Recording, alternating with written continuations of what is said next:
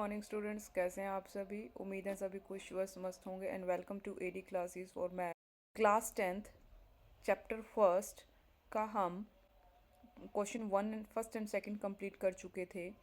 अब हम आगे नेक्स्ट क्वेश्चन करेंगे, क्वेश्चन नंबर 3, जिसमें हमें बोला गया है find the LCM and HCF.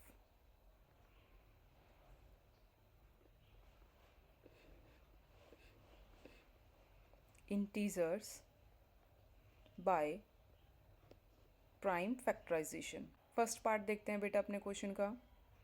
First part में उसने क्या बोला है, हमें स्टेटमेंट दी है 12, 15 एंड 21।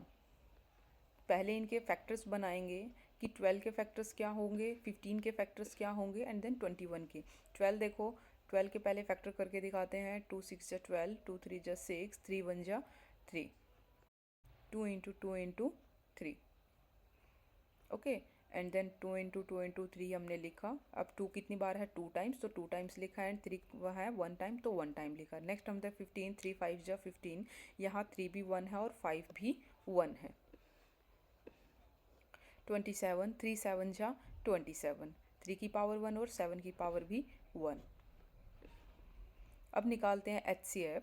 एचसीएफ देखो बेटा, अब एचसीएफ हमने क्या बताया था कि हाईएस्ट कॉमन फैक्टर जो क्या होता है कि हाईएस्ट होता है, लेकिन जो सबसे कम टाइम आता है, यानी कि सबसे कम ऐसा कॉमन नंबर जो सबसे कम बार आया हो, उसे हाईएस्ट कॉमन फैक्टर है। अब इसमें देखो 12, 15 और 21 के फैक्टर्स में यहाँ पे 3 है, 15 में भी 3 है और 21 में भी 3 है। तो 3 एक ऐसा नंबर है जो हर तीनों में ही, 12 में भी, 15 में भी और 21 में भी कॉमन आ रहा है। तो हमारा एचसीएफ कितना हो जाएगा, 3।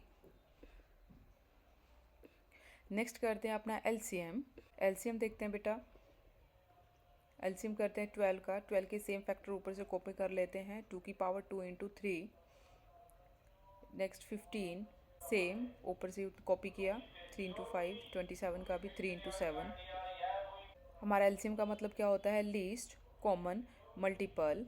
मल्टीपल का मतलब होता है कि एक बड़ा नंबर आता है, लेकिन हम इसमें क्या होते हैं, जो नंबर ज़्यादा बार रिपीट हो रहा है, ज़्यादा हाईएस्ट पावर ले रहा है, वो नंबर हमारा एलसीएम के अंदर आता है। अब ये देखो 12, 15 और 21 के फैक्टर्स में 2 सबसे हाईएस्ट है, इनकी 2 की पावर 2, तो वो लेंगे हम एलसीएम। तो 2 की पावर 2। अब ये देखो 3 सब में रिपीट हो रहा है, 5 हो गया, अब वो किसी में नहीं है, एक्स्ट्रा में है, यहाँ पे लिखा। और 27 में 7 फैक्टर था, वो किसी में रिपीट नहीं है, 7। तो सभी नंबर्स इसमें इंक्लूड किए जाते हैं, सबसे हाईएस्ट पावर और जो सिंगल सिंगल होता है, सिंगल सिंगल पावर।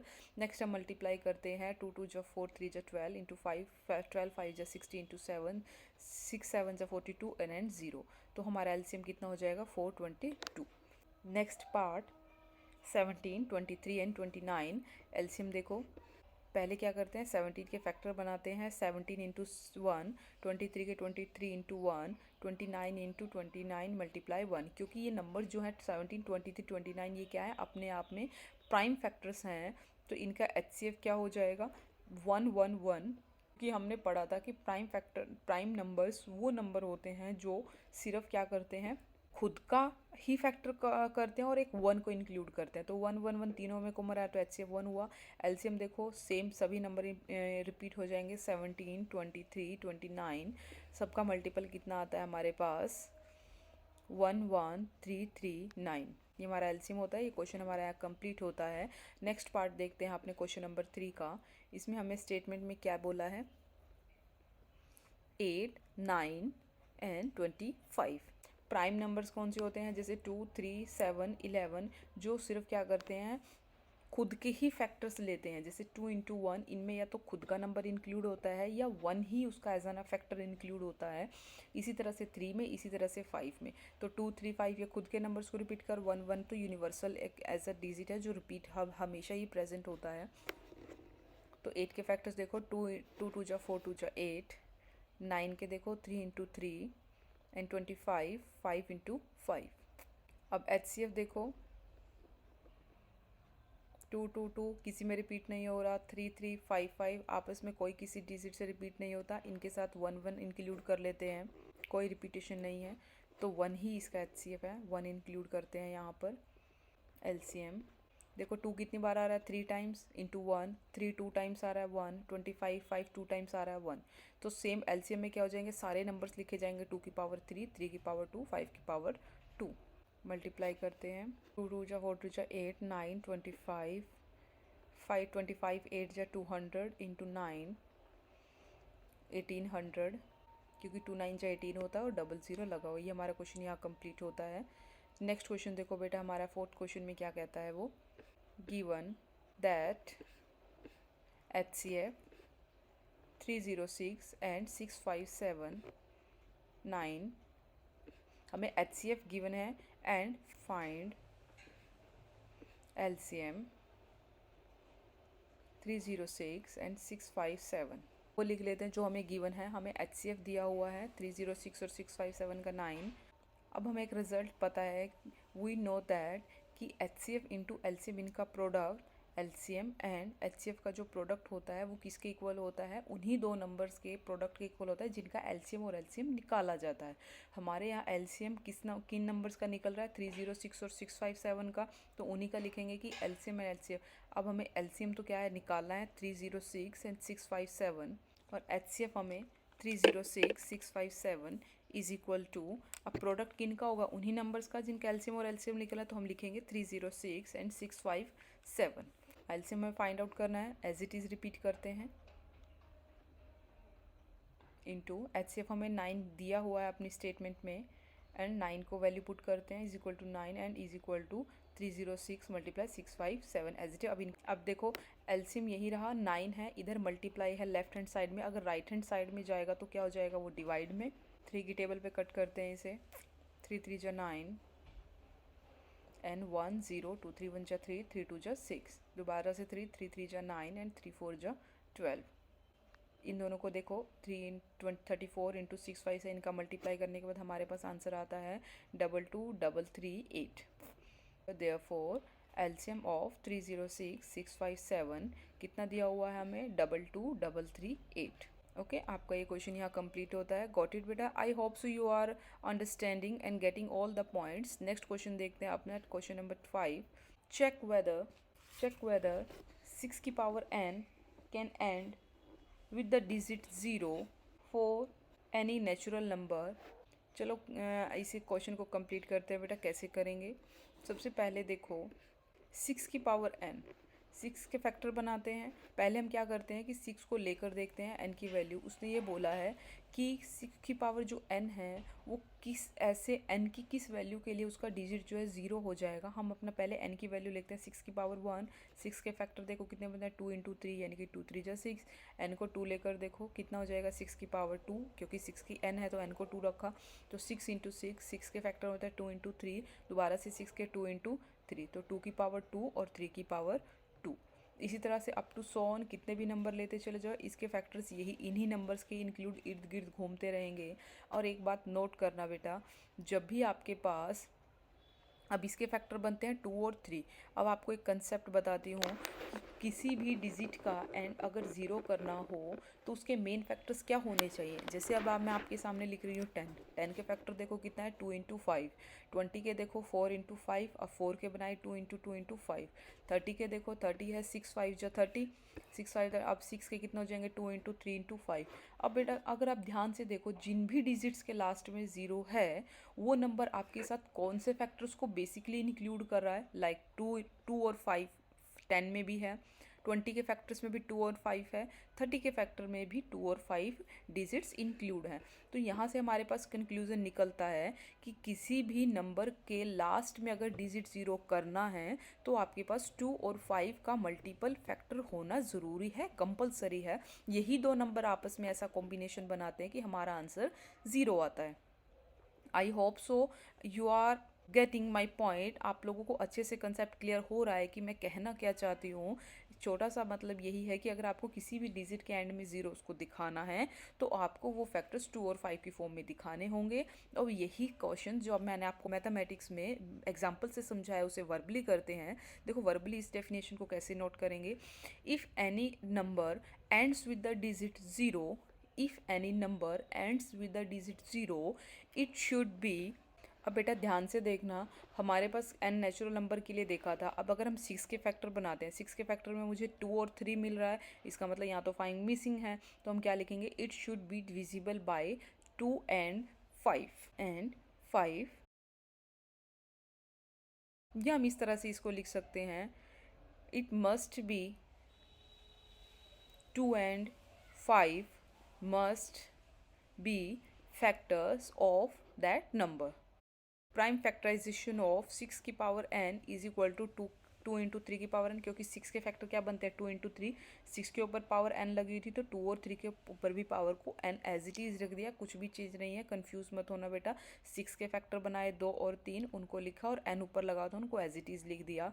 अब यहाँ से हमें क्या कंक्लूजन मिलता है, अब हमारे फैक्टर्स में 2 और 3 हैं लेकिन 5 तो गायब है। अगर 5 गायब है तो 6 किसी भी नंबर के लिए, किसी भी n ऐसी नेचुरल नंबर के लिए कभी भी लास्ट डिजिट 0 नहीं देगा। तो यहीं से हमें कंक्लूजन निकलता है, it can be observe that 5 is not in prime factorization of 6 की power n. It can be observed that 5 is not in the prime factorization of 6 की power n. Therefore, for any value of n, 6 की power n will not be divisible by 5. Therefore, 6 की power n cannot be end with the digit 0. Cannot end with digit 0 for any natural number n. Question number 6 next देखते हैं। Explain why 7 into 11 into 13 plus 13 and 7 into 6 into 5 into 4 into 3 into 2 into 1 plus 5 are composite numbers. देखो इसका solution करते हैं। देखिए बच्चे, हमारे पास हम क्वेश्चन नंबर 6 कर रहे थे, इसमें है कंपोजिट नंबर्स। नंबर्स हमने कितनी तरह के पढ़े थे बता चुकी हूँ मैं, prime numbers and the composite numbers. अब इसमें देखो प्राइम नंबर्स कौन से होते हैं, जो नंबर 1 और इटसेल्फ यानी कि खुद का ही फैक्टर रखते हैं। स्टेटमेंट देखो, which numbers which have factors only 1 and itself. Similarly the composite numbers which have factors other than 1 and itself, यानी कि वो नंबर जो खुद के और 1 के अलावा दूसरे फैक्टर्स को भी रखते हैं, उन नंबर्स को कंपोजिट नंबर्स बोला जाता है। जैसे कि 16 2 मल्टीप्लाई 2 मल्टीप्लाई 2 मल्टीप्लाई 2, यानी कि 16 भी इसका फैक्टर होगा, 2 भी होगा और 1 तो है ही है। इसी तरह से 6 2 इंटू 3 इंटू 1 इंटू 6। तो और अगर यहाँ प्राइम नंबर्स में देखें तो 2 is equal to 2 cross 1 and 3 is equal to 3 cross 1 और 13 is equal to 13 cross 1, 29 is equal to 29 multiply 1, 31 is equal to 31 multiply 1। तो ये ऐसे नंबर्स हैं जो खुद का नंबर यानी कि 2 3 13 29 31 तो रखते हैं और साथ में 1 1 1 फैक्टर्स रखते हैं, लेकिन कंपोजिट नंबर्स अपने अलावा दूसरे नंबर्स के भी फैक्टर्स रखते हैं। देखो नेक्स्ट चलते हैं। अब हमें स्टेटमेंट में क्या दिया हुआ है, 7 into 11 into 13 plus 13 is equal to, अब देखो 13 कॉमन लेते हैं यहाँ से, 7 into 11 into 13 plus 1 13, 7 into 11 77 plus 1 71 and 17 78 1। हम क्या करते हैं, फैक्टर्स बनाते हैं 78 के। देखो 2 के टेबल पे जाएगा, 2 3 जा 6, 2 9 जा 18। अब ये जाएगा 3 पे, 3 1 जा 3, 3 3 जा 9, 13 13 इंटू 13 1 पे गया। तो यहाँ से देखो इसके फैक्टर्स कितने बनते हैं, 2 इंटू 3 इंटू 13। अब यहाँ से 13 भी इसके फैक्टर्स हैं, 13 कितनी बार आ रहा है 2 टाइम्स और 2 इंटू 3, तो एज इट इज़ लिख दिया हमने। अब इसके इस नंबर्स के 13 2 और 3 के फैक्टर्स भी अलाउ इसके फैक्टर्स हैं, टेकिंग लेफ्ट हैंड साइड। और अब हम करेंगे right hand side. Right hand side की स्टेटमेंट देखो क्या है, 7 into 6 into 5 into 4 into 3 into 1 plus 5। यहाँ से 5 कॉमन लेते हैं, 7 into 6 into 4 into 3 into 2 into 1 multiply देखो, 6 7 जा 42, 4 3 जा 12, 3 24 प्लस 1 अब यहाँ से इनको मल्टीप्लाई करने के बाद हमारा आंसर कितना आता है 1008 प्लस 1, इनको ऐड करेंगे तो कितना आ जाएगा 5 इंटू 1009। अब देखो इस स्टेटमेंट में इसके अलावा और कितने फैक्टर्स हो गए, 13 के स्क्वायर 2 एंड 3, और इसमें हो गए 5 इंटू 1009। तो यानी कि कंपोजिट नंबर हमने वो नंबर्स पढ़े थे जो खुद के अलावा अदर फैक्टर्स को भी रखते हैं। तो हमारे दोनों लेफ्ट हैंड साइड में भी राइट हैंड साइड में भी 13 2 3 फैक्टर्स लेफ्ट हैंड में बनते हैं, राइट हैंड में बनते हैं 5 1009 इंटू 1। तो हम यहाँ से ईजिली इनको बोल सकते हैं कि दीज नंबर्स आर दस the given expression has more than one factor, therefore left hand side and right hand side both are composite numbers। यहाँ से हमारा एक क्वेश्चन कंप्लीट होता है। नेक्स्ट क्वेश्चन देखो बेटा, क्वेश्चन नंबर 7। इसे इजी वे में बताती हूँ और सिंपल वे में बताती हूँ। इसमें बोला गया है कि एक कोई सर्कुलर अराउंड पाथ दिया हुआ है, यानी कि किसी स्पोर्ट्स का फील्ड दिया हुआ है जिसमें कोई सोनिया नाम की लड़की है जो क्या करती है, राउंड लगाती है इस पूरे पार्क का, इस पूरे फील्ड का 18 मिनट्स 18 मिनट ये पूरे ग्राउंड को कवर करने के लिए 18 मिनट का लेती है। एंड एक बॉय है जिसका नाम है रवि। रवि क्या करता है कि 12 मिनट का टाइम लेता है इस पूरे ग्राउंड का एक चक्कर कंप्लीट करने में।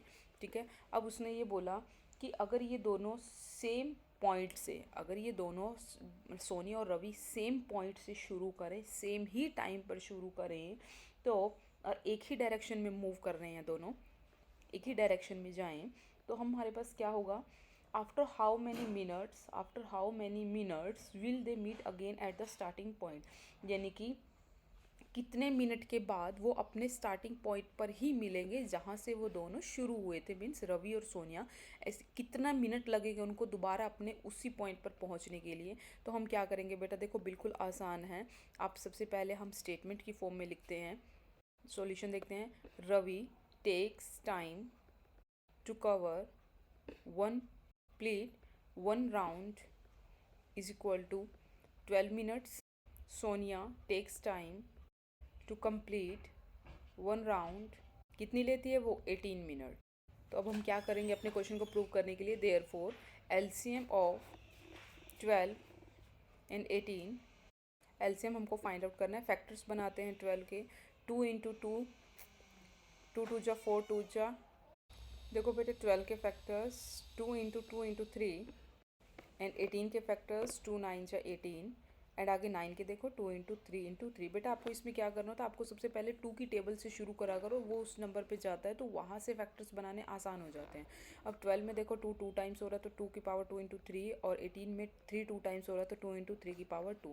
तो एलसीएम में हम क्या लिखते हैं कि जो नंबर सबसे ज़्यादा बार आता है वो ही लिखते हैं। अब देखो दोनों में 2 की पावर 2 ज़्यादा बार है तो 2 की पावर 2, और 3 की पावर 2, दोनों में 3 की पावर 2 ज़्यादा है, ऊपर वाले में 3 एक है, नीचे वाले में 3 की पावर 2 है, तो दोनों लिया। 2 2 जा 4, 3 3 जा 9, 4 9 जा 36। तो ये हमारे पास हो गया। Therefore Ravi and Sonia will meet together at the starting point after 36 minutes. हमारा एलसीएम 36 आया, तो 36 मिनट के बाद वो दोनों बच्चे रवि भी और सोनिया भी अपने सेम ही पॉइंट पर मिलेंगे जहाँ से उन्होंने रेस शुरू की थी। ये क्वेश्चन हमारा कंप्लीट होता है।